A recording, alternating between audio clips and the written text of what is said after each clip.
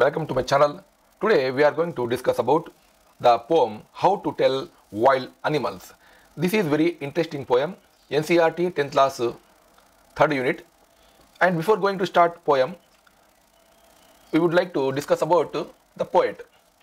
The poet is Caroline Wells, and she was born June 18, 1862, and up to March 26, 1942, her life period was an American mystery author. చూడండి, ఆమె ఒక mystery author, అంటే ఒక ఏదైనటువంటి రహస్యము ఇలాంటి అంశాలపైన ఆమె చాలా పోయమ్స్ బుక్స్ రాసింది. అండ్ బార్న్ ఇన్ రేవే, న్యూజెర్సీలో ఆమె జన్మించింది. She was the daughter of the William Edmund and he belongs to 1829 to 1906 period. And Anna Potter Wells, nee Woodruff 1832 and 1919. ఇది చాలా క్లుప్తంగా మన క్యారోలిన్ వెల్స్ గురించి చెప్పడం జరిగింది. And let's start about main poem. Now how to tell wild animals by Carolyn Wells. ఇక్కడ చూడండి, ప్రతి ఒక స్టాన్జాలో ఇందులో ఒక అనిమల్ గురించి, వాటి యొక్క ఎలా ఉంటుంది ఆ అనిమల్, ఎలా ఉంటే మీరు ఆ అనిమల్ను ఐడెంటిఫై చేయాలని ఇందులో పోయట్ చాలా చక్కగా వివరించింది. ముందుగా చూద్దాము, ఫస్ట్ స్టాన్జాలో ఏ అనిమల్ గురించి చెప్పడం జరుగుతుంది. First stanza lion, second stanza tiger, third stanza leopard గురించి చెప్పడం జరిగింది. Now if you should go by chance to jungle in the east. చూడండి, మీరు తూర్పు ఉన్నటువంటి ఒక అడవుల్లో ఎప్పుడైనా వెళ్ళినప్పుడు, and if there should you to advance a large and tawny beast, అక్కడ మీకు ఒక పచ్చటి, టానీ అంటే meaning of and orange brown and yellowish brown colour, అలాంటి రంగు గల ఒక జంతువు మీకు కనిపిస్తుంది. If he roar at you as you are dying, ఎప్పుడైతే అది నీ మీద గర్జిస్తుందో, నీవు చనిపోయినంత పని అవుతుందని అంతగా నువ్వు భయపడతావు, అప్పుడు you will know it is an Asian lion. అప్పుడు నీకు అర్థమవుతుంది అది ఒక ఏషియా తాలూకు లయన్ అని, అంటే పెద్ద పులి. ఇక చూడండి, ఈ స్టాన్జాలో how to tell wild animal అంటే ఒక స్టాన్జాలో టైగర్, లయన్ గురించి ఎలా మనం తెలుసుకోవాలనేటువంటి విషయాన్ని క్యారోలిన్ వెల్స్ చెప్పడం జరిగింది. అండ్ నెక్స్ట్ చూద్దాము, నెక్స్ట్ స్టాన్జాలో ఈ అనిమల్ గురించి చూద్దాం. Or if some time when roaming around, నువ్వు ఒకవేళ నువ్వు తిరుగుతున్నావు, రోమింగ్ అంటే తిరగడం, a noble wild beast greet you, ఒకవేళ నీ ఒక ఏదైనా జంతువు నిన్ను కనిపించి హాయ్ హలో అని చెప్తే, with black stripes and yellow ground. ఒకవేళ ఎల్లో గ్రౌండ్ అంటే ఇక్కడ ఎల్లో గ్రౌండ్ అంటే మనము మైదానంలో మీనింగ్ తీసుకోకూడదు. ఎల్లో గ్రౌండ్ అంటే ఇక్కడ మీనింగ్ బ్యాక్ గ్రౌండ్. ఆ జంతువు పైక మొత్తము వీపు, మొత్తము బాడీ అంతా ఎల్లోగా ఉండి దానిపైన బ్లాక్ స్ట్రిప్ ఉంది అనుకుంటే, just notice if he eats you, అప్పుడు మీరు చూస్తే అది నేను తినేస్తుంది. This simple rule may help you to learn, అంటే అది చూసిన వెంటనే అది తినేస్తుంది. అప్పుడు దాని మీనింగ్ ఏంటి అంటే, ఆ జంతువు ఏ జంతువు అని నువ్వు తెలుసుకోవాలంటే ద బెంగాల్ టైగర్ టు డిసన్. ఇక్కడ చూడండి, డిసన్ అంటే టు ఐడెంటిఫై, మనము కనుక్కోవచ్చు. ఇక్కడ డిసన్లో ఎస్ సైలెంట్, సి సైలెంట్, ఇక్కడ డిసన్ అనమాట. డిసన్ టు ఐడెంటిఫై అని చెప్పడం జరిగింది. అంటే ఒకవేళ నువ్వు వెళ్ళింటే ఆ యొక్క అడవిలో ఒక ఎల్లో అనిమల్ ఉంది, ఆ అనిమల్ బాడీ పైన నల్లటి చారలు ఉన్నాయి, అప్పుడు మీకు అర్థమైంది, ఓహో ఇదేంటిది అంటే ఇది Bengal tiger. Okay, next one, third stanza. If strolling forth a beast you view. చూడండి, ముందుగా స్ట్రాలింగ్ అంటే మీనింగ్ ఏంది, walk in a leisurely way. మీరు ఎప్పుడైనా సరే టైంపాస్ కావడానికి ఇలా వెళ్తూ ఉన్నారు ఫ్రీగా. ఏ బీస్ట్ యూ వ్యూ, మీరు చూసావు ఒక బీస్ట్ను, ఒక జంతువు చూసావు. Whose hide with spots is peppered. చూడండి, అప్పుడు చూసినప్పుడు ఎలా ఉందంటే అతని యొక్క స్కిన్ పైన స్పాట్స్ ఉన్నాయి, అంటే రౌండ్ ఒక మచ్చలు లేక గుర్తులు ఉన్నాయి. As soon as he left on you, ఎప్పుడైతే అది నీ మీద దూకిందో, you will know it is leopard, అప్పుడు నువ్వు అర్థం చేసుకోవచ్చు అది లెపర్డ్ అని. Twill do no good to roar with pain. చూడండి, ఇక్కడ అసలు మీకు నొప్పి అనిపించేటువంటి అవకాశమే అది ఇవ్వదు. He will only leap again, అది మళ్ళీ మీ పైన దాడి చేయడం జరుగుతుంది. If when you are walking round your yard, మీ యార్డ్లో అలా ఇలా తిరుగుతున్నారు. You meet a creature there, మీరు అక్కడ ఒక జీవిని, ఒక జంతువు చూశారు. Who hugs you very very hard, ఎవరైతే ఆ జంతువు మిమ్మల్ని గట్టిగా వాటేసుకుంది, కౌగిలించుకుంది. Be sure it is a bear, అప్పుడు మీరు భావించాలి ఖచ్చితంగా అది ఎలుగుబంటి అని. If you have any doubt I guess ఒకరికి ఏమైనా సందేహం ఉంటే I guess he will give you just one more caress. చూడండి ఇక్కడ క్యారెస్ అంటే జెంటిల్ లవింగ్ టచ్. అప్పుడు అతను కౌగిలించుకొని నిన్ను చాలా ఆప్యాయంగా ప్రేమగా టచ్ చేస్తాడు అనమాట. నెక్స్ట్ స్టాంజా అంటే ఇక్కడ ఫోర్త్ స్టాంజాలో బేర్ గురించి అంటే ఎలుగుబంటి గురించి చెప్పడం జరిగింది. And next stanza though to distinguish beast of prey. చూడండి ఇక్కడ దో అంటే అయినప్పటికీ టు డిస్టింగ్విష్ డిఫరెన్స్ చేయడం. బీస్ట్ ఆఫ్ ప్రే, బీస్ట్ అంటే ఏంటి ఒక జంతువు, అండ్ ప్రే అంటే ఎవరైతే వేటకు గురి అవుతుందో అది ప్రే అనమాట. A novice might nonplus. Before going to continue let us know the meaning of novice. ఇక్కడ చూడండి సమ్ వన్ న్యూ జాబ్ అంటే ఒక కొత్తగా ఒక పని అనిపిస్తుంది అనమాట. ఒక చేస్తున్నాము ఫస్ట్ టైము, అలాంటి పని నోవాయిస్ అంటాము. అండ్ నాన్ ప్లస్ అంటే ఏంటి చూడండి ఇక్కడ కన్ఫ్యూజ్. జనరల్గా మనం ఒక కొత్త పని చేసినప్పుడు మనకి ఎలా అనిపిస్తుంది, చాలా కన్ఫ్యూజ్గా అనిపిస్తుంది అనమాట. The crocodiles you always May tell from the hyenas does. చూడండి అప్పుడు ఆ క్రొకోడైల్ ఇక్కడ హైనా, ఇక్కడ ఇందులో టూ అనిమల్ గురించి చెప్పడం జరుగుతుంది. Hyenas come with merry smiles. ఎప్పుడైతే నవ్వుతూ వస్తుంటే ఒకేలా కుక్క లాంటిది, అప్పుడు మీరు అనుకోవాలి అది హైనా అని. చూడండి హైనా కమ్ విత్ మెర్రీ స్మైల్స్, నవ్వుతూ వస్తుంది. నవ్వుతూ వచ్చేది ఏంటిది హైనా అంటే ఇది మోసము చేసేటువంటి జంతువు అనమాట. But if they weep they are crocodiles. ఒకవేళ ఒక జంతువు అది వాటర్ నియమల్ వస్తుంది, అది ఏడుస్తూ వస్తుంది అంటే మీరు అప్పుడు అర్థం చేసుకోవాలి అవి క్రోకోడైల్స్ అని. అందుకే అంటారు ముసలి కన్నీరుని. అంటే ఇక్కడ క్రొకోడైల్ ఏడవడం అంటే సింపతి కాదు అనమాట, just to get sympathy. Both are very cruel animals. Okay, fifth stanza మనం అనుకున్నాము దాని రెండు అనిమల్స్, ఒకటి హైనా, రెండవది crocodile. And let discuss about the last and sixth one. The true chameleon is small. My dear students, here కొందరు దీన్ని chameleon అంటారు, కొందరు కమీలియన్ అంటారు. కానీ before going to pronounce any new word just refer in your Google or dictionary. It is chameleon. The true కమేలియన్ is small. చాలా చిన్నగా ఉంటుంది. దాన్ని ఏమంటామంటే ఊసర విల్లి అంటాం. ఏ లిజర్డ్ సార్ట్ ఆఫ్ థింగ్. అది ఎలా ఉంటుందంటే చూడడానికి ఒక బల్లిలా ఉంటుంది. మన ఇంట్లో ఉంటా బల్లులు అలా ఉంటుంది. He has not any years at all. దానికి ఎలాంటి చెవులు ఉండవు, చెవులు కనిపించవు మనకి. And not a single wing. ఒక రెక్క కూడా ఉంటుంది, అంటే ఒక కోడిలా, ఒక ప్యారెట్లా, ఒక పీకాక్లా ఎలాంటి రెక్కలు ఉండవు దానికి. If there is nothing on the tree. మీరు చూశారు ఒక ట్రీ ఉంది, ఆ ట్రీ పైన చూస్తే అక్కడ ఆ జంతువు ఉంది. మనం డిస్కస్ చేసేటువంటి జంతువు అంటే కెమేలియన్ ఉంది అక్కడ, కానీ మీకు ఏమీ కనిపించట్లేదు దాని మీద. టిస్ ద కమేలియన్ యు సీ అంటే అక్కడ కమేలియన్ అని ఉందని అర్థము. టిఐఎస్ టిస్ అంటే మనము దాన్ని ఇట్ ఈజ్ అని అనుకోవాలి. టిస్ ద కమేలియన్ యు సీ అంటే ఇట్ ఈజ్ కమేలియన్ యు సీ. ఎందుకంటే ఆ చెట్టు పైన కమేలియన్ ఉంటుంది, కానీ ఆ చెట్టు రంగు ఎలా ఉంటుందో అలాంటి రంగును తన బాడీలో మార్చుకుంటుంది. కాబట్టి you cannot see clearly at once you look. ఒక్కసారిగా చూస్తే మీకు అర్థం కాదు, కానీ if you observe keenly you can observe that the chameleon is sitting on tree. Okay my dear students, it is poem 6 stanzas and go for next. Now literary elements, how to tell wild animals. My dear students, as we discussed earlier in so many poems about మనం దీన్ని rhyming ఎలా చేయాలి, poem ఎలా చేయాలంటే the rhyme scheme of the poem is ABABC. ప్రతి వీడియోలో చెప్పడం జరుగుతుంది. ఎలా దాన్ని మనం కనుక్కోవాలి అంటే if strolling forth a beast you view. View అనేటువంటి వర్డ్ యొక్క సౌండ్ ఎలా ఉంది, వ్యూ.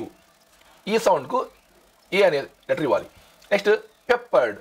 పెప్పర్డ్కు వ్యూకు ప్రొనౌన్సియేషన్ ఎలా ఉంది, డిఫరెన్స్గా ఉంది, కాబట్టి సేమ్ లేదు కదా, కాబట్టి డిఫరెంట్ లెటర్ ఇచ్చాము, బీ ఇచ్చాము. Next one you. You pronunciation ఎలా ఉంది, view, you, both are same, కాబట్టి ఇక్కడ అగైన్ ఏ ఇచ్చాము. Leopard, peppered, both are same sounds, కాబట్టి మళ్ళీ ఇక్కడ బీ ఇచ్చాం. Next one pain. పెయిన్ కాబట్టి ఈ వ్యూ అని పెప్పర్డ్ అని రెండు పదాలకు డిఫరెంట్గా ఉండేటువంటి వర్డ్ పెయిన్, కాబట్టి ఇక్కడ సి ఇచ్చాము. And again, pain, again, both are same, కాబట్టి సి ఇచ్చాము. ద రైమ్ స్కీమ్ అంటే ఇక్కడ ప్రతి లైన్లోని చివరి వర్డ్ ఎలా ఉందో దాని ప్రొనౌన్సియేషన్ బట్టి మీరు ABCDగా మీరు ఇక్కడ ఇవ్వడం జరుగుతుంది. చూడండి ABABCC ఇలా మీరు రిమైనింగ్ రైమ్స్ ఉంటాయి చూడండి, అన్ని వాటికి ఇలా మీరు చేస్తుండండి, ప్రాక్టీస్ అవుతుంది. ఇది చాలా ఇంపార్టెంట్. రైమ్ స్కీమ్ అనేది before going to discuss about any poem you have to right down the rhyme scheme of stanzas. Okay, ఇందులో టోన్ ఎలా ఉంది? టోన్ అంటే ఈ పోయం రాసినప్పుడు, ఈ పోయం చదివేటప్పుడు ఎలా ఉందంటే, the poet narrate the poem in humorous tone. అంటే ఇక్కడ హ్యూమరస్ అంటే ఏంటి అంటే కామెడీ ఎలా ఉందన్నమాట. ఎందుకంటే చూడండి కొన్ని సమయాలు ఏముందంటే, టైగర్ ఉంది, బెంగాల్ టైగర్ల గురించి డిస్కస్ చేసేటప్పుడు పోయెట్ ఏం చెప్పిందంటే, అది ఒకవేళ మిమ్మల్ని తినేస్తే అది బెంగాల్ టైగర్ భావించాలి. చూడండి, ఇదేమైనా సాధ్యమా? తిన్నాక మనకి ఎలా అర్థమవుతుంది చెప్పండి మీరు? ఒకవేళ ఆ టైగర్ మిమ్మల్ని తినేస్తే అప్పుడు మీరు దాన్ని కనుక్కోనాలి అది బెంగాల్ టైగర్ అని. అంటే ఇది కొంచెం కామెడీ టైప్ ఆఫ్ పోయం అనమాట. Next one, her description of how animals like tiger, lion and leopard kill all intended to make us laugh. చూడండి, ఇందులో ప్రతి ఒక్కటి జంతువులు వేటాడడం కానీ చంపడం కానీ ఎలా ఉందంటే మమ్మల్ని నవ్వించేలా ఉన్నాయి ఇవన్నీ ప్రతి ఒక్కటి. ఇందులో క్రుయాలిటీ మనకు కనిపించట్లేదు. ఓవరాల్గా ఈ పోయం ఒక హ్యూమరస్, కామెడీ, నవ్వుకోవడానికి బాగుంటుంది. Her statement about bear hug is also example of humorous tone employed in the poem. చూడండి, ఎక్కడైనా బేర్ గురించి చెప్పడం, బేర్ ఎలుగుబంటి ఎక్కడైనా వచ్చి ఎప్పుడైనా జంగిల్లో ఒక మనిషిని కౌలించుకొని చాలా ఆప్యాయంగా ఉంటుందా? అది ఉండదు. కానీ ఇక్కడ కేవలం మన కోసము, కామెడీ కోసం, హ్యూమర్ కోసం అలా చెప్పడం జరిగింది. ఓవరాల్గా ఈ పోయంలో టోన్ ఎలా ఉందంటే, మనం ఒకే మాటలో చెప్పాలంటే హ్యూమరస్ టోన్గా ఉందని చెప్పుకోవచ్చు. చాలా కామెడీగా సిల్లీగా చెప్పడం జరిగింది. అండ్ ఇమేజరీ అంటే దృశ్య కావ్యము. ఎలాంటి దృశ్యం ఉంది ఇందులో? The use of descriptive language by a poet or an author that help the reader to visualise the picture in mind. అసలు ఇమేజరీ అంటే మీనింగ్ ఏమంటే, ఒక ఆథర్, ఒక పోయట్ ఒక సన్నివేశాన్ని వివరిస్తున్నప్పుడు చదివేటువంటి వారి యొక్క మైండ్లో ఒక పిక్చర్ ఫామ్ అవుతుంది. అలా పిక్చర్ విజువలైజ్ అవుతుందన్నమాట, ఫామ్ అవుతుంది. దాన్ని మనము ఇమేజరీ అంటాం. ఎగ్జాంపుల్, నేను కూడా ఇప్పుడు చదువుతుంటే నా మైండ్లో ఇమేజెస్ బెంగాల్ టైగర్, క్రొకోడైల్, హైనా ఇలా నా మైండ్లో ఫామ్ అయ్యాయి. ఇలా ఫామ్ కావడాన్ని మనము ఇమేజరీ అంటాం. Example, the image of Bengal tiger is created. చూడండి, బెంగాల్ టైగర్ యొక్క దృశ్యము మైండ్లో క్రియేట్ చేశారు. And noble beast greet you. చూడండి, నోబుల్ బీస్ట్ అని చెప్పడం జరిగింది. With black stripes with yellow background ఉన్నారు. అంటే ఒక ఎల్లో బ్యాక్గ్రౌండ్ పైన నల్లటి చారలు ఉంటాయని చెప్పి రీడర్ యొక్క మనసులో, ఆలోచనలో, ఊహల్లో ఒక జంతు తాలూకు ఇమేజ్ను క్రియేట్ చేశారు. అదే ఇమేజరీ అంటే. నెక్స్ట్ వన్ చూడండి, ఇలా నెక్స్ట్ లిటరీ ఏముంది? Oxymoron. And oxymoron is a figure of speech. ఇది కూడా figure of speech that combines the contradictory or opposite term to create a new phrase that expression the paradoxical idea. అసలు ఈ వర్డ్కు మనము ఎప్పుడైతే మన పోయంలో లిటరీ డివైజ్ కనిపిస్తుందో అనుకోవాలి, ఈ ఆక్సిమోరన్ అంటే ఆపోజిట్ కాంటెక్స్ట్ను తెలుపుతుందన్నమాట. అంటే ఒక పాయింట్లో ఒక విషయం గురించి చెప్పినప్పుడు ఎగ్జాక్ట్లీ దాని ఆపోజిట్ ఉన్నటువంటి అంశాల గురించి డిస్కస్ చేయడాన్ని మనము ఆక్సిమోరన్ అంటాం. The oxymoron is used noble wild beast. చూడండి, నోబుల్ వైల్డ్ బీస్ట్. ఇక్కడ కాంట్రడాక్టరీ మనం వర్డ్స్ చూడొచ్చు. నోబుల్ అంటే మీ చాలా హుందాగా, మంచిగా, చాలా పవిత్రంగా అటువంటిది. వైల్డ్ అంటే ఏంటి? క్రూరమైన. బోత్ ఆర్ ఆపోజిట్ వర్డ్స్ అనమాట. బోత్ ఆర్ కాంట్రడాక్టరీ వర్డ్స్ ఇక్కడ వాడడం జరిగింది కాబట్టి same the word noble implies a sense of honour, గౌరవంగా పదం, dignity and grace. While wild beast suggest an untamed and savage animal. These two terms are contradictory and create a paradoxical expression, making it an oxymoron. చెప్పానా? ఇక్కడ రెండు Nobel and wild అటువంటివి different meaning గల, opposite meaning గల పదాలను కలిపి వాడడము జరిగింది. అలా వాడినందుకు గాను మనం ఇక్కడ ఇందులో ఆక్సిమోరన్ అనేది ఉంది అని మనం చెప్పగలము. మెటాఫర్ ఇది చాలా సులభం, చాలా సమయం చెప్పుకున్నాం మెటాఫర్ అంటే. This poetic device used when convert comparison is made between two things or ideas. అంటే జస్ట్ మెటాఫర్ అంటే కంపారిజన్ అని మీరు అనుకోవాలి. ఏం comparison? In the poem metaphors have been used in an ironically way. Roar with pain. చూడండి, roar గర్జించు, with pain అంటే బాధతో. The pain voice compared ironically with the roar of the leopard. ఇక్కడ పోల్చారు. ఎవరిది? రోరు అంటే ఒక గర్జన అటువంటిది లెపర్డ్తో పోల్చారు. అదే మెటాఫర్. ఈ నోబుల్ వైల్డ్ బీస్ట్. ఇక్కడ ironically leopard is shown here as noble one. ఇక్కడ లెపర్డ్ను నోబుల్గా కంపేర్ చేశారు. The term caress is used ironically for a bear's claw attack. చూడండి, ఇక్కడ చూడండి, బేర్ అంటే ఎలుగుబంటి యొక్క పంజాతో ఎలా పోల్చారంటే ఒక మనసులో ప్రేమ ఉన్నటువంటి ఆప్యాయత గల స్పర్శతో పోల్చారు. Next one, అలిట్రేషన్. Alliteration అంటే ఏం చూద్దాం. Alliteration is the repetition of the same sound that is used in the beginning of closely placed words. ఒక పోయంలో లెటర్స్ యొక్క సౌండ్ మళ్ళీ రిపీట్ అవుతే ఆ స్టాంజాలో అలిటరేషన్ ఉన్నట్టు మనం భావించాలి. ఎగ్జాంపుల్, ద ఫ్రేజ్ ఈపీ అంటే ఎల్ఈపి అట్లా, అగైన్, రోమింగ్ రౌండ్, చూడు ఆర్ఆర్, లెప్ అన్నారా, ఎల్ఈపి ఫస్ట్ లెటర్ రిపీట్ అయింది, ఎల్ఎల్ రిపీట్ అయింది. Next one roaming round, first letter R, roaming and రౌండ్లో first letter R, both are repeating అంటే alliteration. Very low we and noise and non-plus NN are examples of alliteration in the poem. Next, repetition. Repetition is a poetic device that used to repeat a single word, phrase or even stanza at intervals. అంటే చూడండి, మేము alliteration ఏమనుకున్నాము, sound. ఇక్కడ ఏంటి, word. అలిటరేషన్లో కేవలము letter మాత్రమే repeat అవుతుంది, కానీ రిపిటేషన్లో వర్డ్సే repeat అవుతాయి. రిపీట్ అయినప్పుడు మనం దాన్ని ఏం చెప్పాలి అంటే రిపిటేషన్ అనాలి. Example, LEP lep, very, both are same repetition. Next, personification అంటే ఏంటి, వ్యక్తీకరణ. This poetic device is used to bestow human qualities on something that is not human.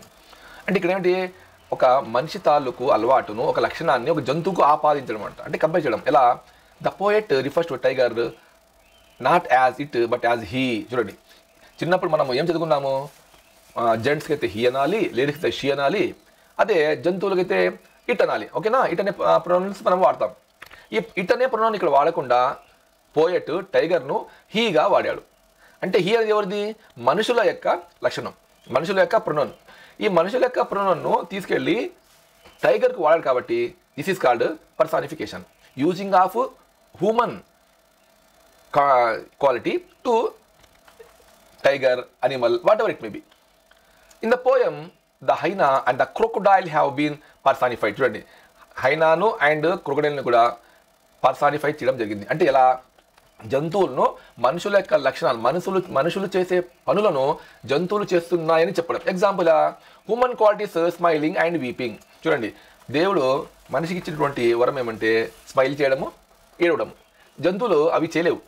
Smile అంటే ఇక్కడ మనిషి యొక్క చురుమందహాసము. కానీ ఇక్కడ ఏముంది, పోయట్ స్మైలింగ్ను హైనాకు ఆపాదించాడు. ఎగ్జాంపుల్ చూడండి, ఏముందో, hyenas come with merry smiles అన్నాడు. అవునా, అంటే ఇక్కడ హైనాను స్మైలింగ్తో ఆపాదించాడు కాబట్టి ఇది పర్సానిఫికేషన్. అండ్ వీపింగ్ గురించి అతను ఏం చెప్పిందామే మనకు, and but it they weep they are క్రొకోడైల్స్కు వీపింగ్ ఆపాదించింది. అంటే ఓవరాల్గా మనుషుల లక్షణాలను జంతువులు చేస్తున్నాయని చెప్పడాన్ని personification అంటాం. Okay, go fast. Next one, irony is an poetic device that is used the poet to bring humor or satire. చూడండి, సటైర్ అంటే ఏమి, ఆన్ సంబడి ఆర్ సంథింగ్, ఏదైనా వ్యంగ అస్త్రం లేక వ్యంగంగా అంటాం. ఎగ్జాంపుల్, ఒక అబ్బాయి ఏదో బాగా రాశాక చూశాడు, ఎలా ఉందంటే రాసావులే బాగా. చూడండి, పదాలు ఏమో ఉన్నాయి, బాగా రాసావు ఉన్నాయి, కానీ వాయిస్ ఎలా ఉంది, రాసినావులే అని. అవునా, అంటే ఇలా అని చెప్పడమే సటైర్. ఎవరినో వచ్చి అంటారు, హౌ ఐఎమ్ లుకింగ్, ఉన్నావులే అందంగానే, అంటే ఇది సటైర్ అనమాట. దీనికోసం సటైర్ వాడతారంటే to make comedy. It is done by giving two meanings to word or phrase, that is surface meaning and underlying meaning. చూడండి, ఒకే పదానికి రెండు మీనింగ్ వస్తాయి. ఇక్కడ ఎలాగంటే, ఈ noble wild beast greet you. చూడండి, ఒక క్రూర మృగము నిన్ను పలకరించింది లేక నీకు శుభోదయం చెప్పింది అంటాం. చూడండి, ఎగ్జాంపుల్, ఎక్కడైనా ఒక బీస్ట్ కానీ ఒక క్రూర మృగము వచ్చి మీతో మాట్లాడితే దాన్ని మనము గ్రీటింగ్ అంటామా, అనము. అంటే అది అటాక్, అది దట్స్ నథింగ్ బట్ అటాక్. ఇప్పుడు సపోజ్ పాము అతన్ని ముద్దాడింది అంటాం. పాము ఎవరైనా ముద్దాడితే అది ముద్దు అంటామా, అనము. అంటే అది కాటది. ఇక్కడ ఐరనీ ఏమంటే ఒక డిఫికల్ట్ అంశాన్ని మార్చి ఇంకో మీనింగ్ ఇవ్వడం. చూడండి, సర్ఫేస్ మీనింగ్, అండర్లయింగ్ మీనింగ్, పైన ఒకటి లోపల ఒకటి. ఇక్కడ పైన ఏముందంటే గ్రీట్ ఉంది. గ్రీట్ అంటే hello, hi, good morning, good evening, ఇవి గ్రీట్. కానీ అండర్లయింగ్ మీనింగ్ ఏంటి, attack. Next one, he will give you just one more caress. ఇక్కడ చూడండి, యాక్చువల్గా ఏమిటిది, ఆప్యాయంగా ప్రేమతో టచ్ చేయడం. ఎక్కడైనా ఒక ఎలుగుబంటి, అది వైల్డ్ ఎలుగుబంటి వచ్చి కౌగిలించుకొని ప్రేమతో మీకు స్పర్శిస్తుందా? కాదు. అంటే ఇక్కడ కూడా అటాక్ను ఒక ప్రేమతో కూడినటువంటి స్పర్శలాతను ఈమె చెప్పడం జరిగింది. దట్ ఈస్ ఇందులో irony. Next one, poetic license. What do you mean by poetic license? With the use of poetic license, the poet not only maintain the rhyme scheme but also create a humorous effect in the poem. అంటే ఈ poetic license వాడి use చేసి ఈ poet ఏం చేస్తుందంటే కేవలము rhyme స్కీమ్నే కాక ఒక కామెడీ కూడా ఇందులో డెవలప్ చేయడం జరిగింది. The last one, the poet has employed poetic license in her use of language in the poem. In some stanzas, she shortened words like left and dying. ఇందులో కొన్నిసార్లు ఏం చేస్తుందంటే యాక్చువల్గా లెఫ్ట్ అనే వర్డ్ లేదు, వెళ్ళిపోయినది లెఫ్ట్. అది అంటే ఒక మీద దూకడం, అలా చేయడం, ఆక్రమించడం. లెఫ్ట్ దుంకడం. లెఫ్ట్ అనే పదాన్ని తీసేసి లెఫ్ట్ అని వాడింది. ఓకేనా? Next one, dying. చాలా మంది విద్యార్థులు అంటారన్నమాట, సార్ ఇది స్పెల్లింగ్ తప్పు సార్ అని. DYING రావాలి. కానీ ఇక్కడ పోయెట్లో పోయట్ డయింగ్ అనే బదులుగా డై ఇన్ అని వాడడం జరిగింది. And also certain sentences are framed differently in the poem, like no voice might non place. చూడండి, ఇక్కడ ఇందాక మీకు చెప్పాను నో వాయిస్ అంటే మీనింగ్ అంటే కొత్త పని చేసేటప్పుడు మనకు ఎలా ఉంటుందంటే కన్ఫ్యూజ్గా ఉంటుంది. కొత్త పని చేయడము. అండ్ నాన్ ప్లేస్ అంటే కన్ఫ్యూజ్గా ఉండడం. And if the strolling forth a beast you view, ఇవన్నీ కూడా అందులో ఒక డిఫరెంట్గా పోయం చెప్పడం జరిగింది. And my dear students, if you are new to my channel, please subscribe my channel. And ఈ వీడియో చాలా యూస్ఫుల్ ఉంటుంది కాబట్టి లాస్ట్ వరకు చూడండి. ఇందులో సబ్స్క్రైబ్ చేయండి, షేర్ చేయండి. Thank you.